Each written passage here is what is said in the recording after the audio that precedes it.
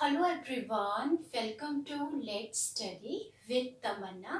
अगर आपने चैनल को सब्सक्राइब नहीं किया है तो please subscribe, like and press the bell icon. तो आज हम जिस टॉपिक को डिस्कस करेंगे वो है किशोर अवस्था, यानी कि एडोलसेंट स्टेज। इससे पहले हमने इन्फेंसी स्टेज को डीपली से डिस्कस किया है और देन हमने चाइल्डहुड स्टेज को डिस्कस किया है। उसके बाद शिक्षा का इन स्टेजों में किस प्रकार का स्वरूप होना चाहिए, फॉर्म्स होनी चाहिए, उनको भी हम डिस्कस कर चुके हैं। अगर आपने वो लेसन नहीं देखा है तो प्लीज वॉच इट। तो आज हम डिस्कस करेंगे एडोलसेंट स्टेज को। तो चलिए स्टार्ट करते हैं। एडोलसेंट जो स्टेज है यानी कि किशोर अवस्था एक हिंदी का शब्द है जो कि एडोलसेंट से यानी कि इंग्लिश के वर्ड से बना है। और ये जो एडोलसेंस है, जो इंग्लिश का वर्ड है, ये लैटिन भाषा के एडोल्सियर से बना है। ध्यान दीजिएगा, लैटिन भाषा के एडोल्सियर, जिसका अर्थ क्या होता है? प्रजनन या परिपक्वता का विकसित होना। यानी कि किशोर अवस्था वह अवस्था है जिसमें कि किशोर और किशोरियों में यानी कि बालक और बालिकाओं में प्रजनन क्षमता का निर्माण होता है और ये परिपक्वता की अवस्था है, यानी कि परिपक्वता का, मैच्योरिटी का विकास होता है। 12 से 18 वर्ष की अवस्था यानी कि एडोलसेंट जो स्टेज है वो आपकी 12 से 18 वर्ष की अवस्था है। इससे पहले हमने जो इन्फेंसी स्टेज को पढ़ा था वो क्या था? 0 से 6। फिर देन हमने 6 से 12 कौन सी अवस्था को पढ़ा? Childhood stage.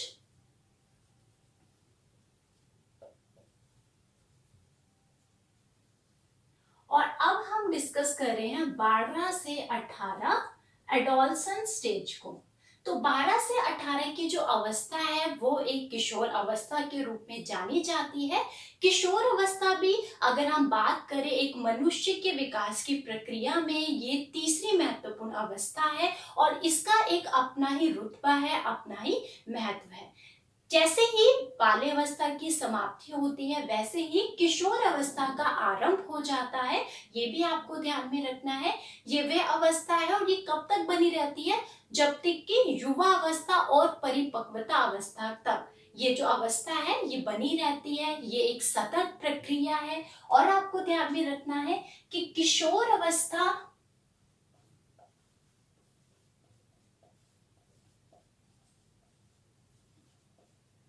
और प्रौढ़ अवस्था के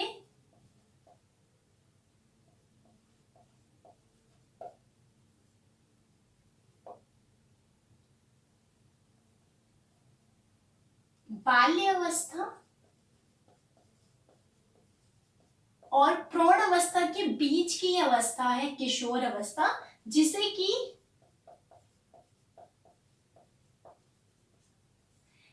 कि एक संधि काल कहा जाता है। तो ध्यान दीजिएगा, जैसे ही बाल्यावस्था की समाप्ति होती है वैसे ही किशोर अवस्था का प्रारंभ हो जाता है।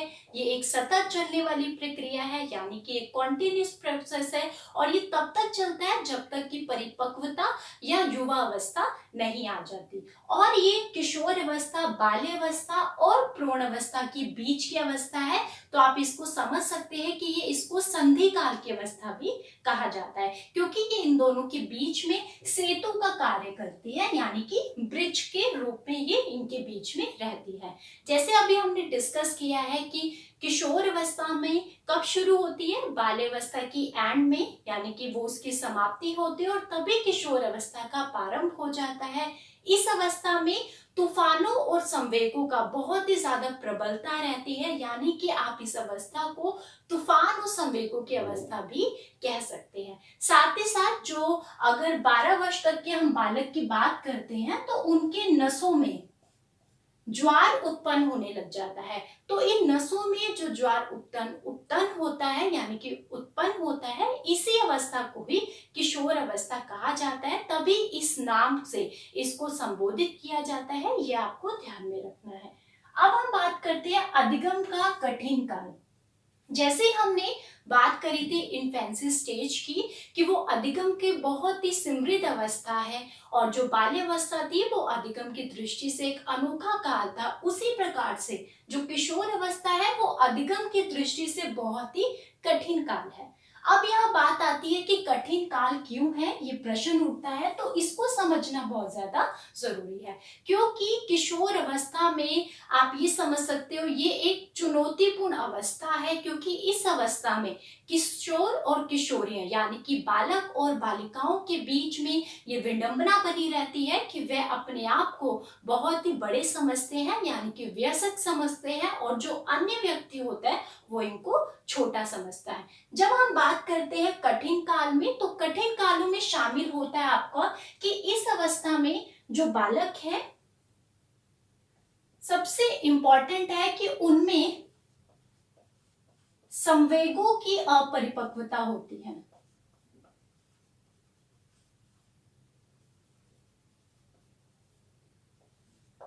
शिक्षा के प्रति कोई रुचि नहीं होती,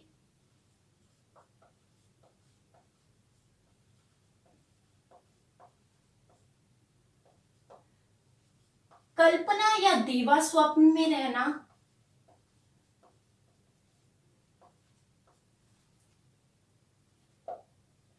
हर चीज में वह स्वतंत्रता चाहता है, स्वतंत्रता की अभिव्यक्ति करता है, या आप इसको ऐसे समझ सकते हो कि वो अनुशासन से मुक्ति चाहता है, किसी भी प्रकार का डिसिप्लिन उसको पसंद नहीं, वो हमेशा स्वतंत्र रहना चाहता है यानी कि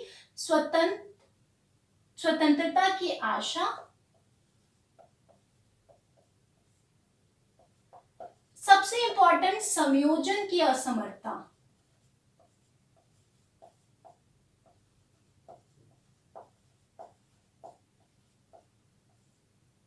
और आप ये भी समझ सकते हो कि जितने भी मूल्य होते हैं या आदर्श होते हैं इनके बीच में संघर्ष बना रहता है।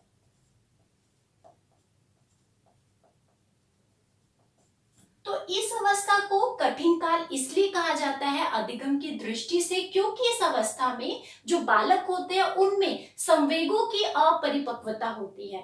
जैसे कि शेष अवस्था में जो बालक होता है उसे नहीं पता होता कि अगर उसको अपने भावों को जागृत करना है, अपने विचारों को अभिव्यक्त करना है तो वो किसके सामने करे, किस स्थिति में करे या किस अवसर में करे। ठीक उसी प्रकार से जब किशोर अवस्था आती है तब भी बालकों में संवेगों के प्रति पूरी तरह से अपरिपक्वता होती है, तब भी वह अपनी भावनाओं को रख नहीं पाता अपने अंदर और उसको बाहर निकाल देता है। शिक्षा के प्रति पूरी तरह से अरुचि हो जाती है यानी कि उस तरफ कोई भी ध्यान नहीं दिया जाता क्योंकि उनकी जो प्रवृत्ति होती है वो बाहरी हो जाती है, बाहर घूमना फिरना, पर्यटन करना, भ्रमण करना, इसी साइड ही उनकी रुचि होती है। कल्पना में बहुत ज्यादा उनका विश्वास होता है, फैंटेसी में ही वो रहते हैं, हर समय स्वतंत्रता की आशा करते हैं, किसी भी प्रकार का उनको बंधन नहीं चाहिए। फिफ्थ है संयोजन की असमर्थता, किसी भी अवसर में या किसी भी स्थिति में वह संयोजन नहीं कर सकते यानी कि एडजस्टमेंट नहीं कर सकते। सिक्स है आपका मूल्य और जो आदर्श होते हैं इनके बीच में उनमें संघर्ष बना रहता है क्योंकि वो उनको एक्सेप्ट नहीं करना चाहते और बड़े लोग इन आदर्शों को ही उनको एक्सेप्ट करवाना चाहते हैं। तो आप ये समझ सकते हो कि अधिगम की दृष्टि से जो कठिन काल है इसमें किशोर और किशोरियों की जो स्थिति होती है वो पेंडुलम के समान होती है। जैसे कि आपने देखा होगा पेंडुलम इधर उधर कुछ इस प्रकार से होता है जो इधर उधर चलता रहता है, तो उनको समझ नहीं आता कि वो किस प्रकार से, किस वे में, किस प्रकार का बिहेव करे। तो इसीलिए अधिगम की दृष्टि से इसको कठिन काल कहा जाता है।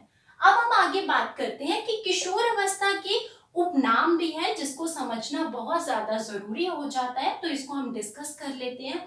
स्टैनले हॉल के मुताबिक किशोर अवस्था को उन्होंने कहा है तूफानों की अवस्था। किशोर अवस्था क्या है? तूफान की अवस्था है, क्योंकि कौन कौन से तूफान, ये जो सभी अभी हमने डिस्कस किए हैं, इन सभी तूफानों को, इन सभी विशेषताओं को उन्होंने तूफान कहा है। तो जो किशोर अवस्था है वो तूफानों की अवस्था है अकॉर्डिंग टू स्टैनले हॉल। एक मनोवैज्ञानिक ने कहा है कि ये सुंदर अवस्था है। सुंदर अवस्था इसलिए इसको संबोधित किया गया है क्योंकि इस अवस्था में जो बालक होता है या बालिकाएं होती है उनमें जीवन दर्शन का निर्माण होता है। बहुत सारे ऐसे अवसर आते हैं जिन्हें कि वो समझते हैं, देखते हैं और उन्हीं से ही उनका जो विचार उत्पन्न होता है। तो जीवन के प्रति क्या फिलॉसफी उनकी होनी चाहिए, वो इस चीज को एक्सेप्ट करते हैं, इसीलिए उन्होंने उनको सुंदर काल कहा है। और टीनएज ने इसको कहा है जीवन का बसंत काल, यानी कि वही सुंदर, अट्रैक्टिव और अच्छा। तो इस प्रकार से किशोर अवस्था के ये उपनाम है, ये भी आपको डिस्कस करने हैं और याद रखने हैं। सबसे इंपॉर्टेंट बात ये है, यहाँ पर बात आई है स्टेनले हॉल की, तो मैं आपको एक बात बताना चाहती हूँ कि किशोर अवस्था पर जो बारीकी से अध्ययन किया गया है, या आप ये कह सकते हैं क्रमबद्ध रूप से, यानी कि सीक्वेंस रूप में जो अध्ययन किया गया है, निश्चित रूप से जो अध्ययन किया गया है, वो अमेरिका के मनोवैज्ञानिक स्टेनले हॉल के द्वारा ही किया गया है। इन्होंने इस प्रकार से उसका अध्ययन किया कि 1904 में, ध्यान दीजिए, 1904 में इन्होंने एक बुक को प्रकाशित किया जिसका नाम था एडोलसेंस, यानी कि किशोर अवस्था।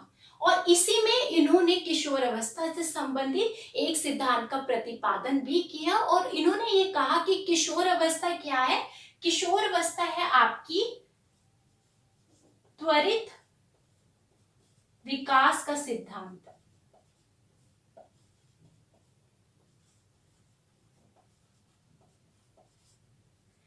इन्होंने ये कहा कि किशोर अवस्था में जो भी विकास होता है वो त्वरित होता है, यानी कि तीव्र गति से होता है। और इसके प्रवर्तक कौन थे, आपके स्टेनले हॉल। और एक और सिद्धांत का प्रतिपादन किया है जिसका नाम है क्रमिक विकास का सिद्धांत।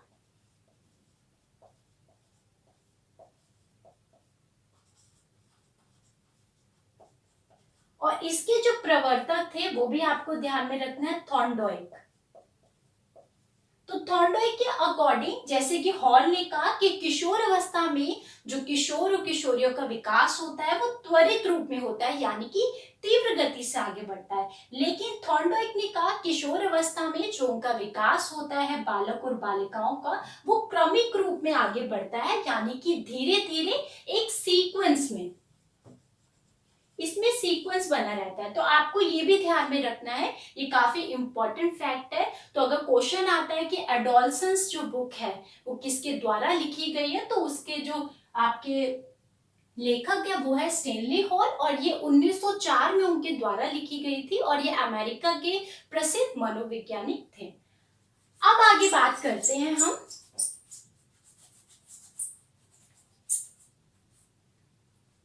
अब आगे बात करते हैं कि किशोर अवस्था के महत्वपूर्ण कथन। जैसे कि हमने इन्फेंसी स्टेज के भी महत्वपूर्ण कथनों को डिस्कस किया है, साथ ही साथ चाइल्डहुड स्टेज के भी जो महत्वपूर्ण कथन है उसको डिस्कस किया है, क्योंकि आपके एग्जाम के पॉइंट ऑफ व्यू से ये जो स्टेटमेंट्स है ये काफी इंपॉर्टेंट होती है, तो इसको जानना भी बहुत जरूरी है। तो किशोर अवस्था की महत्वपूर्ण कथन में सबसे पहला स्टेनली हॉल का ही आता है, जिन्होंने कहा है कि किशोर अवस्था बड़े संघर्ष, तनाव, तूफान और दबाव की अवस्था है, अकॉर्डिंग टू स्टेनले हॉल। और ये काफी इंपॉर्टेंट स्टेटमेंट है, काफी एग्जाम्स में इसको पूछा गया है।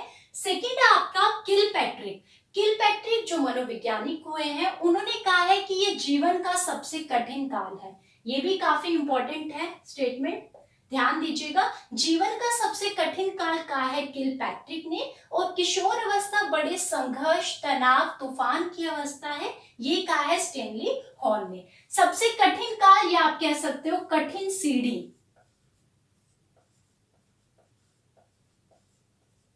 कठिन सीढ़ी भी समझ सकते हैं।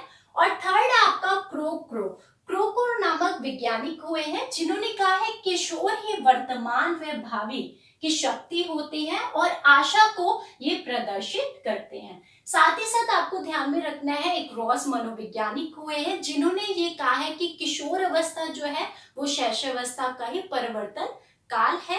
और यहाँ पर बात आती है स्टेनले हॉल की, तो स्टेनले हॉल ने ये भी आगे जिक्र किया है कि किशोर अवस्था में जो बालक और बालिकाएं होते हैं उनका नया जन्म होता है, क्योंकि उनमें कुछ उच्चतर या कुछ श्रेष्ठ, ध्यान दीजिएगा, उच्च और श्रेष्ठ जो विशेषताएं होती है उनके दर्शन होते हैं।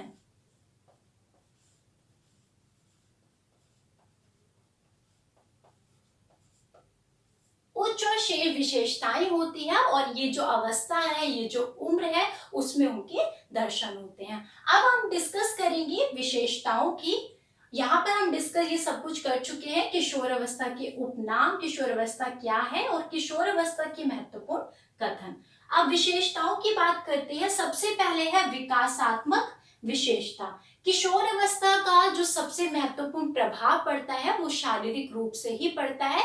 शारीरिक विकास किशोर अवस्था में होना, इसका एक अलग ही महत्व होता है। जैसे कि आपको भी पता होगा, बहुत सारे किशोर अवस्था में बालक और बालिकाओं के शारीरिक रूप से परिवर्तन आते हैं। जैसे कि फॉर एग्जाम्पल उनकी जो हड्डियां हैं वो काफी मजबूत हो जाती है। आप अगर मेल्स को देखेंगे तो उनकी दाढ़ी मूछें आ जाती है और उनके जो आवाज है, साउंड है, उसमें भी भारीपन आ जाता है। साथ ही साथ किशोर और किशोरियों की लंबाई में, उनके भार आदि में भी परिवर्तन आता है। और सबसे इंपॉर्टेंट है कि जो किशोरियां हैं उसमें मासिक स्राव भी शुरू हो जाता है। तो इस प्रकार से शारीरिक दर्शन दिखते हैं, उनकी शारीरिक विशेषताएं दिखती है। विकासात्मक विशेषता आप उनको कह सकते हैं किशोर अवस्था में। और ये सबसे महत्वपूर्ण विशेषता है, यह सबसे महत्वपूर्ण आप कह सकते हो कैरेक्टरिस्टिक्स है। सेकेंड है कल्पना की बहुलता। किशोर अवस्था में दीवा स्वप्न कह लिए या आप कल्पना कह लीजिए, इनकी बहुत ही ज्यादा बहुलता होती है, यानी कि अत्यधिक होते हैं ये। क्योंकि किशोर अवस्था में जो अगर हम मानसिक विकास की बात करें तो सभी दिशाओं में एक किशोर और किशोरियों का मानसिक विकास हो जाता है। जैसे कि कुछ मैं आपको एग्जाम्पल बताऊं तो उनकी बुद्धि पूरी तरह से परिपक्व हो जाती है, कल्पना की भी बहुत ज्यादा बहुलता रहती है, यानी कि फैंटेसी बहुत ज्यादा रहती है, हर चीज को काल्पनिक रूप में वो सोचने लगते हैं। और अगर आप देखेंगे सोचने और तर्क शक्ति का भी निर्माण हो सकता है। और इसके साथ साथ कल्पना की बहुलता में एक और चीज इंपॉर्टेंट है, जो कि है विरोधी मानसिक दिशाएं भी पैदा होती हैं।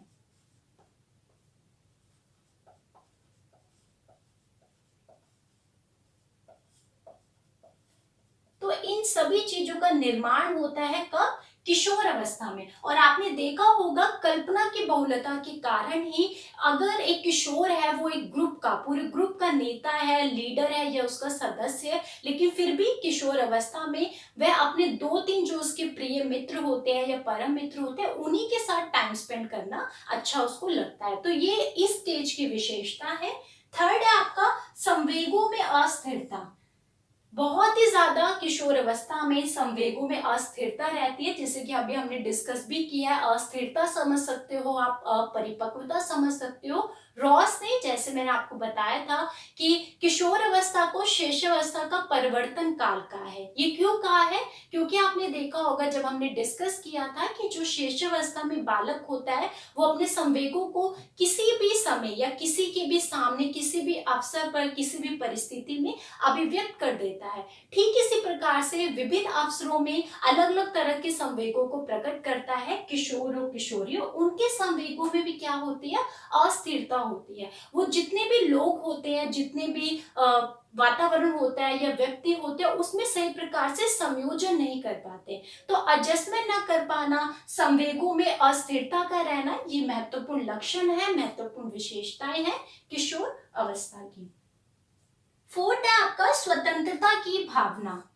किशोर अवस्था में किशोर हो या किशोरियां हो, यानी कि बालक हो और बालिका हो, वो शारीरिक और मानसिक रूप से पूरी तरह से स्वतंत्र रहना चाहते हैं। आपने भी देखा होगा घर परिवारों में जो माता पिता होते हैं वो उनको, बच्चों को अपनी तरह से एक आदर्श देना चाहते हैं, उनको मूल्यों की जो वैल्यूज है उनको समझाना चाहते हैं। लेकिन यही जो आदर्श होते हैं वो किशोर और किशोरी दोनों को ही क्या लगते हैं?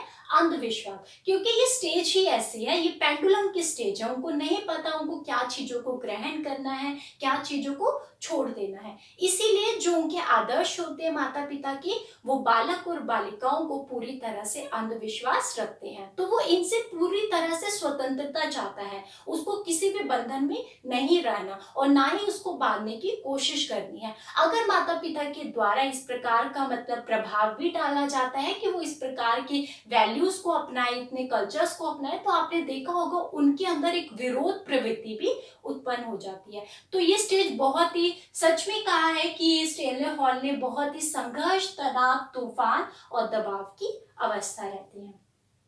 फिफ्थ आपका काम भावना में परिपक्वता आ जाती है, क्योंकि इस अवस्था में जो काम प्रवृत्तियां हैं वो भी पूरी तरह से परिपक्व हो जाती है और कर्म इंद्रियों में भी पूरी तरह से विकास आ जाता है। और यही ये स्टेज है काम भावना की जो परिपक्वता होती है, यही स्टेज है कि जो किशोर होते हैं उसमें अलग तरह के जो फीचर्स होते हैं, जो उनके शारीरिक होते हैं विशेषताएं, वो पूरी तरह से अभिलक्षित होती है। और जो लड़कियां होती है, किशोरियां होती है, उसमें भी शारीरिक रूप से वो जो फीचर्स आते हैं, विशेषताएं होती है, वो भी उजागर होती है।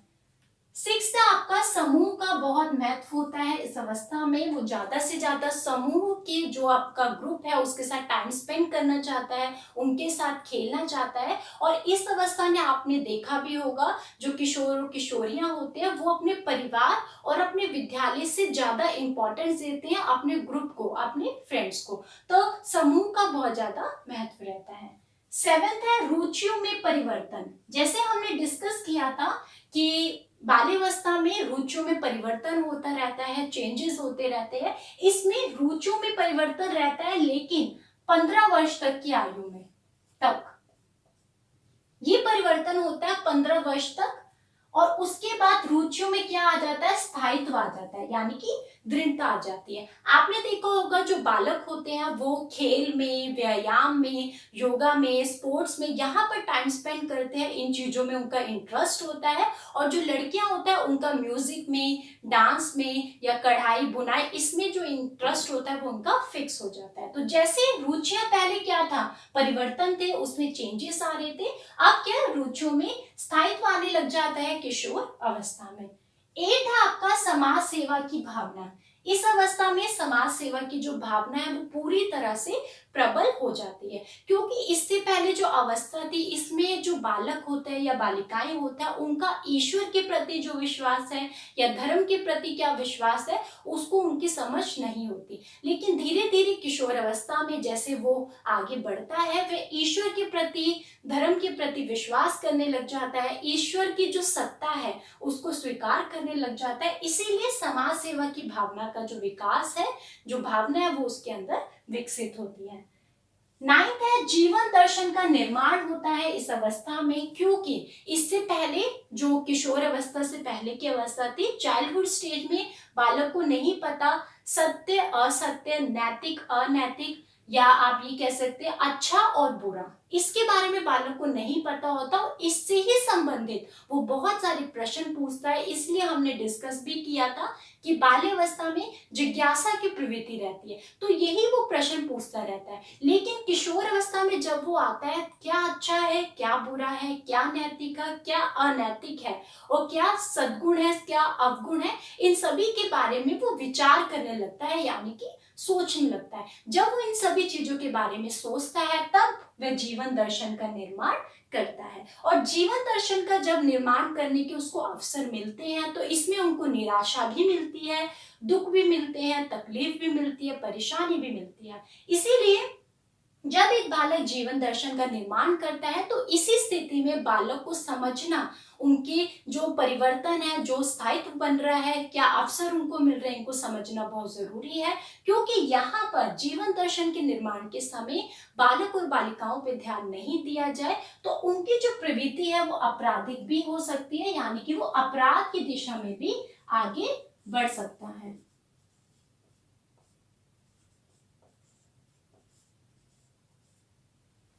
टेंथ है आपका व्यवसाय के प्रति चिंतित। काफी इंपॉर्टेंट है ये भी, व्यवसाय के प्रति चिंतित होना किशोर अवस्था में, क्योंकि इसका मुख्य कारण यही है कि जो बालक और बालिकाएं हैं वो अपने आप को इम्पोर्टेंट पर्सन बनाना चाहते हैं, महत्वपूर्ण व्यक्ति, यही उनकी एक इच्छा होती है कि वो एक इम्पोर्टेंट पर्सन बने। या वो किसी भी व्यक्ति या वयस्क को देखते हैं तो उनके मन में ये भावना आती है कि जिस तरह से उन्होंने एक निश्चित स्थान प्राप्त किया, अपनी एक पोजीशन प्राप्त की है, एक पदवी प्राप्त की है, कि उसी तरह से उनकी अभिलाषा होती है कि वो भी प्राप्त करे। आपने देखा ही होगा, इस स्टेज से हम सभी निकले हुए हैं। इसीलिए व्यवसाय के प्रति चिंतित बहुत ही ज्यादा हो जाते हैं और वो भविष्य के बारे में सोचने लग जाते हैं कि वो किस प्रकार के व्यवसाय का चुनाव करे कि वह भी उस प्रकार की जो पदवी है, जो रुतबा है, उसको हासिल कर पाए। तो यही है किशोरावस्था की विशेषताएं जिनको हमने डीपली से डिस्कस किया है। तो आज हमने एडोलसेंस को एक डीपली से डिस्कस किया है। आई होप इससे रिलेटेड कोई भी अगर आपके डाउट हो माइंड में तो बिल्कुल वो क्लियर हो गया होगा। आगे हम जल्दी मिलेंगे कि शिक्षा का स्वरूप किशोरावस्था में किस प्रकार से होना चाहिए। आई होप आपको लेसन पसंद आया होगा। Keep learning, keep supporting. Thank you so much.